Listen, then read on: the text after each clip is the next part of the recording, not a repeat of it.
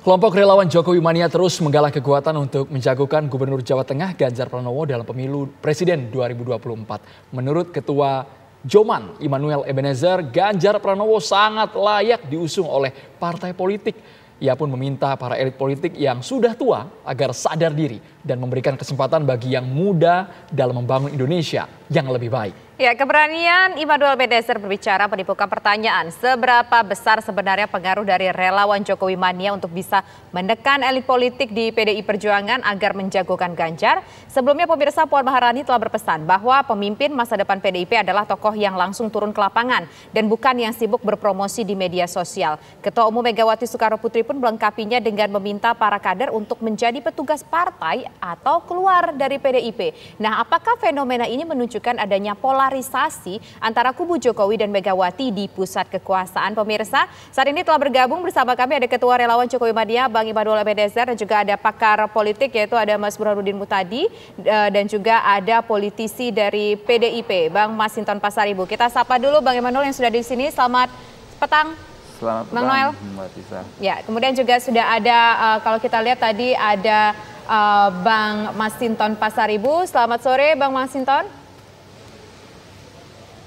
Tampaknya ada delay ya, ini. Selamat sore Mbak Tisa, Bung Andro dan Mas Noel. Sebelum ke Bang Masinton. Dan juga Bung Burhanuddin. Ya, sebelum ke Bang Masinton saya ingin ke Bang Noel dulu. Bang Noel, apa pertimbangannya menjatuhkan dukungan mendorong Ganjar Pranowo bukan Megawati Soekarnoputri atau bukan mendukung Jokowi misalnya 3 periode? Gini, kalau pertanyaan itu kembali lagi pada persoalan prinsip-prinsip kita sebagai aktivis 98. Dulu ketika kita menumbangkan Soeharto, itu berkaitan dengan jabatan atau periodisasi dalam kekuasaannya, membatasi kekuasaannya. Kemudian kita masuk dalam 3 periode, itu menurut saya tidak konsisten dalam prinsip perjuangan yang kita jalankan.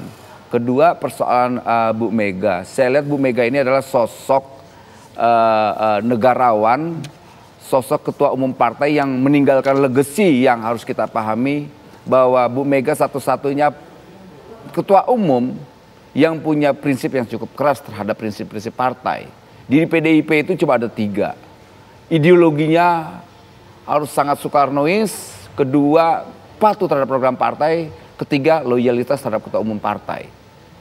Nah, persoalan yang tadi pernyataan Bu Mega, ya para petugas partai atau pada struktur partai harus tegak lurus terhadap itu. Jadi menurut saya Mega sosok ketua umum partai yang makan garamnya udah cukup luar biasa lah. Saya yakin sosok Mega tidak bisa diintervensi oleh posisinya karakter kalau partai politisi. punya mekanisme tersendiri. Ini kan yang sedang digaungkan adalah Ganjar dan juga Puan. Kenapa Anda mengelulukan sekali nama Ganjar Pranowo? Karena memang kedua kita akuin sama-sama mencuat. Ganjar satu-satunya yang besar bukan karena warisan kebesaran bapaknya atau orang tuanya atau kebesaran sosok yang di belakangnya.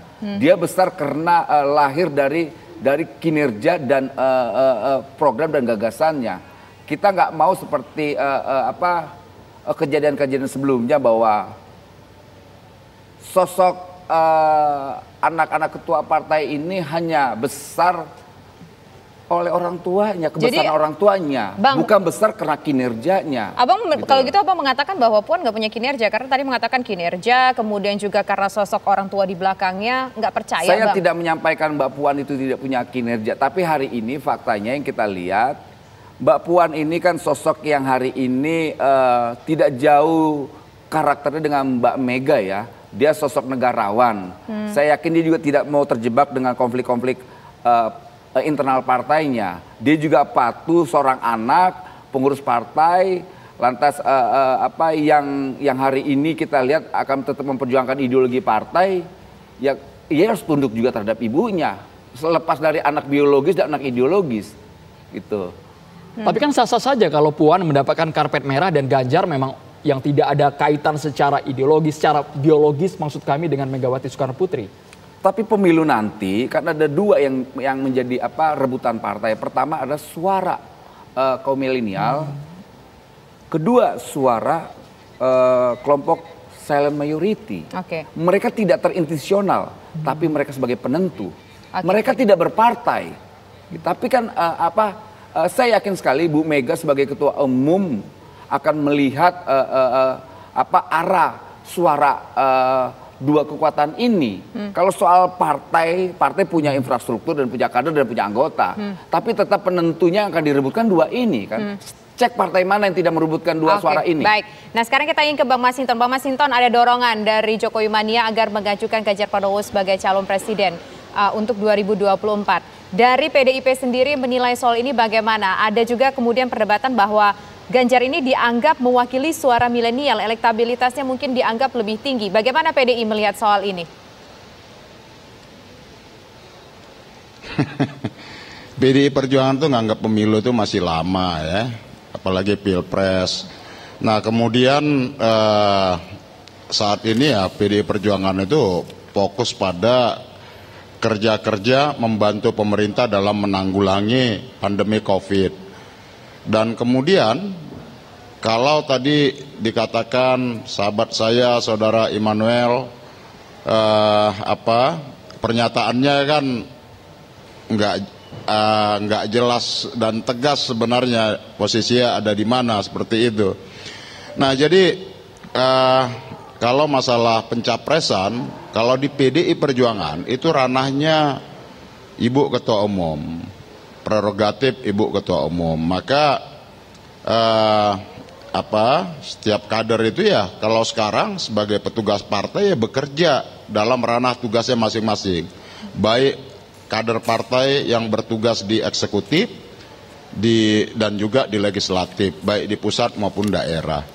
Nah, kemudian terkait dengan apa yang disampaikan teman-teman Jokowi Mania sebagai ya salah satu partikel dari sekian banyak elemen relawan ya, yang menurut saya juga pernyataan itu tidak merepresentasi lah ya pendapat publik seperti itu atau pendapat relawan, ya itu keinginan mereka ya sah-sah saja begitu. Tapi kalau untuk memaksa PDI Perjuangan harus mencalonkan si A, mencalonkan si B, ya mohon maaf, PDI Perjuangan itu bukan partai yang dengan mudah bisa ditekan-tekan, karena sejarah PDI Perjuangan adalah sejarah panjang dalam penegakan reformasi dan demokrasi di Republik ini. Kita ingat pada masa Orde Baru bagaimana tekanan itu datang, dan PDI Perjuangan dan juga Ibu Megawati bukan tipe orang yang mudah ditekan seperti itu.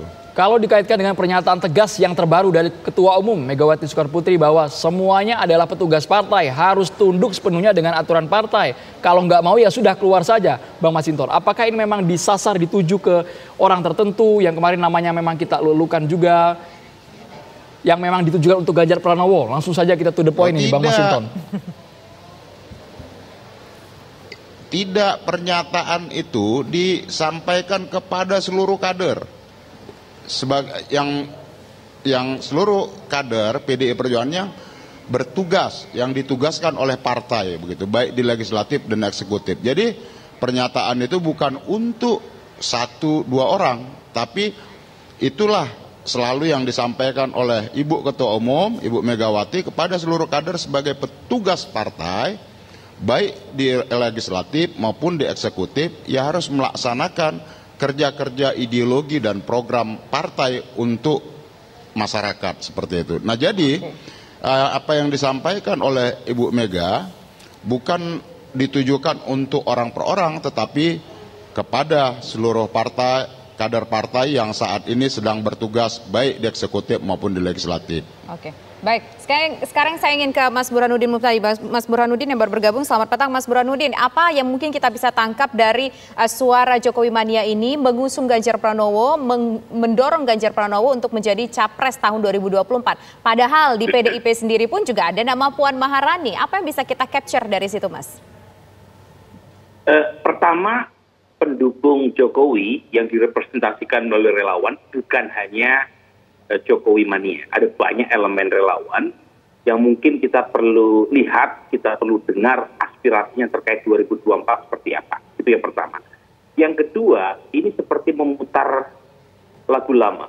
Jadi kalau kita lihat 2013, 2014, sebelum Maret 2014, sebelum Ibu Mega mengeluarkan mandat untuk mendukung Pak Jokowi, suasananya mirip seperti sekarang. Jadi ada suasana atau aspirasi yang cukup kuat dari basis pendukung PD Perjuangan di tingkat bawah agar PD Perjuangan mendukung Pak Jokowi. Tetapi yang mungkin belum selesai kita lihat adalah endingnya. Apakah ending di 2024 nanti sesuai dengan keinginan para relawan seperti yang diinginkan oleh Mas Immanuel, ataukah endingnya tidak semanis yang kita lihat di 2014 yang lalu. Nah, untuk itu memang harus dilihat banyak hal. Untuk kasus 2013-2014, saat itu Pak Jokowi mendapatkan dukungan sebulan sebelum Pileg 2014. Nah, untuk konteks sekarang mungkin terlalu cepat buat PD Perjuangan mengambil keputusan karena Pileg masih 3 tahun lagi. Jadi saya kira yang ingin dilihat oleh Kang Masinton dan kawan-kawan di DPP adalah semacam talent scouting di antara calon-calon yang muncul dari PD Perjuangan, bagaimana elektabilitas maupun pendekatan mereka dalam tanda kutip menundukkan elit-elit di partai ya. Jadi meyakinkan elit-elit di partai bahwa mereka adalah calon yang tepat. Untuk kasus Pak Jokowi, dua-duanya dilakukan. Dari sisi elektabilitas di 2013-2014, Pak Jokowi mampu membuktikan bahwa elektabilitasnya itu potensial dan memang terbukti menang. Yang kedua, Pak Jokowi juga pakai pendekatan Jawa. Jadi orang Jawa itu kalau di pangku mati. Jadi Pak Jokowi tidak melawan aspirasi di tingkat elit termasuk Ibu Mega, tapi justru meyakinkan dengan pendekatan budaya sehingga Ibu Mega akhirnya luluh juga untuk memberikan tiket kepada Pak Jokowi. Nah, dua hal ini sepertinya harus kita tunggu dari Mas Ganjar, mampu atau tidak, satu dari sisi elektabilitas. Karena meskipun Mas Ganjar itu elektabilitasnya pertama, itu statistically insignificant. Jadi dibanding Anies, dibanding Pak Prabowo itu belum signifikan keunggulannya Mas Ganjar. Yang kedua adalah bagaimanapun Mas Ganjar punya PR untuk mendekati atau meyakinkan elit, terutama dari sisi yang lebih bersifat politik komunikasi. Mas Jadi bagaimanapun, ya. Apakah mungkin Mas Burhanuddin, Megawati Soekarno Putri mengalah demi tampuk kekuasaan untuk Ganjar Pranowo? Sesaat lagi Mas Burhan dijawab hanya di Kabar Petang.